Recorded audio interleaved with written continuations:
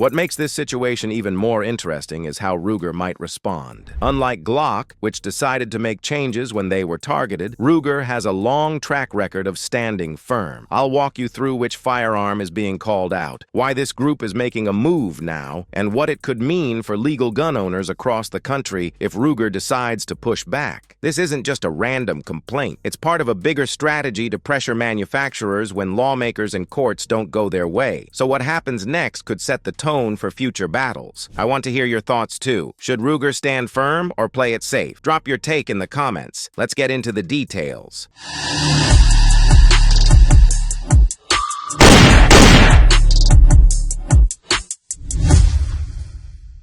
On November 3rd, a major gun control group called Everytown for Gun Safety sent a forceful letter directly to Ruger. Their message: pull the RXM pistol from your product lineup immediately, or face lawsuits and potential bans in states like California, New York, and Illinois. According to Everytown, the RXM is too similar to a Glock, and they're claiming it can be easily modified into a fully automatic weapon, just like the illegal Glock switch devices we've seen making headlines. Now let's be clear here. The RXM isn't illegal, and there's zero hard evidence that this pistol has shown up at crime scenes. Not even one confirmed trace linked to actual criminal use. So why the pressure? What really seems to have triggered this move is that the RXM is a collaboration between Ruger and Magpul, and while it's inspired by Glock's design, it includes some distinct changes in ergonomics, texture, and build, making it a unique platform of its own. But Everytown doesn't care about design tweaks. They're pointing to online videos showing how certain parts could hypothetically be abused to mimic full auto function, and they're using that as their case. This same group recently targeted Glock for similar reasons, and Glock, under heavy pressure, decided to shut down its entire legacy handgun lineup and replace it with a new V-series expected to launch soon, likely with redesigned internal components to avoid the auto conversion claims. So now the message to Ruger is crystal clear: either fall in line like Glock or you'll be next in court. The twist? Everytown isn't even waiting for crime stats. They're threatening legal action before anything has actually happened, purely on the assumption that these pistols could eventually show up in the wrong hands. That's a big deal, because this isn't about actual misuse. This is about potential misuse, and if that becomes the new standard, no firearm company is safe. Manufacturers could start getting hit with legal threats based on what a gun might be used for someday, even without any data to back it up. Now here's where things get even more complicated. The ATF has released data claiming that illegal modifications, specifically converting handguns to full auto, have jumped by a staggering 784% between 2019 and 2023. At first glance, that sounds like a major crisis, but let's look closer. Even with that increase, these modified pistols still make up only about 1% of all crime guns that were traced. And even the ATF admits that just because a gun was traced doesn't automatically mean it was used in a crime. It could have been recovered, tested, or linked to a case without ever being fired illegally. Here's a real-world example. Someone might be at home tinkering with parts, curious, experimenting, maybe using a 3D printer. They don't commit a crime with the gun, but they get charged with something else entirely. During the investigation, police find the modified firearm, and now it becomes part of that trace report. No shooting, no robbery, just possession. That's how these numbers can get inflated. And while yes, some bad actors do misuse these devices, many of the people messing with full auto switches are just hobbyists pushing the boundaries. Not smart, not legal, but not always violent criminals either. And if you've seen the kind of videos floating around out there, none of which I can show here obviously, you'll know these full auto conversions aren't exactly precise. The recoil is wild, the control is poor, and the accuracy drops off fast. In most cases, it's spray and pray, not tactical precision. So while these conversions do exist, their practical use in real crimes is often exaggerated. Now here's the part nobody wants to talk about. Most of these illegal full auto conversions, they're popping up in cities with the strictest gun laws in America. We're talking about places where it's nearly impossible to legally carry or even own a firearm, but somehow this stuff still shows up. And that's what makes this whole panic feel a bit manufactured. The numbers are tiny, but the headlines are loud. Why? Because Glock already gave in. They pulled their older lineup and promised a new V model model after getting pressure. And now, gun control groups are hoping Ruger will do the same. But here's the thing, they might be picking the wrong fight. Ruger doesn't exactly have a reputation for backing down. Let me take you back to 2018 and 2022. Ruger was getting hit from all sides, not just from anti-gun activists, but even from their own shareholders. These folks were demanding the company create a human impact report to basically measure how their guns might be tied to violence. Ruger's response? Straight to the point. They said, look, we don't support violence, and we don't support people breaking the law, but once a firearm leaves our hands legally and someone out there misuses it, that's on them, not on us. And you know what? They stood their ground. Think about that. If they didn't fold under pressure from inside their own walls, do you really think a letter from Everytown is going to scare them? Ruger made it clear years ago. They follow the law, they build legal products, and they're not going to take responsibility for what a criminal does with something after the fact. Ruger's not new to this. They've been in the game a long time, and they've made their position very clear. Once a firearm legally leaves their hands, what someone else chooses to do with it isn't on them. That's a matter for law enforcement, not the manufacturer. Now, let's rewind a bit. Back in the late 80s and early 90s, Ruger actually caught a lot of heat because their founder, Bill Ruger, made a controversial statement, something along the lines of, no ordinary citizen needs more than 10 rounds. For years after that, Ruger refused to sell high-capacity magazines to civilians. They would only sell them to law enforcement. That policy stayed in place until after Bill Ruger passed away. But here's the shift. In more recent years, Ruger has taken a much firmer stance in support of responsible gun ownership. They've gone head-to-head with activist groups and made one thing clear. They are not responsible for what a tiny minority of people do illegally with their products. That's been their consistent position for over a decade now. And here's something else worth noting. The RXM, the model at the center of this new controversy, isn't even sold in states like California or Maryland. It's not a duty gun for police. It's built for the civilian market, and it's only available in states that allow it. So Ruger already knows where they stand and who they're building for. They've picked their battles, and they've stayed out of legal minefields where it's just not worth doing business. That's why a lot of gun owners are watching this closely, because Everytown is putting the entire burden of proof on Ruger, but they're not showing any real evidence. No crime reports, no trace data, just some YouTube videos and Glock's recent decision to fold under pressure. That's it.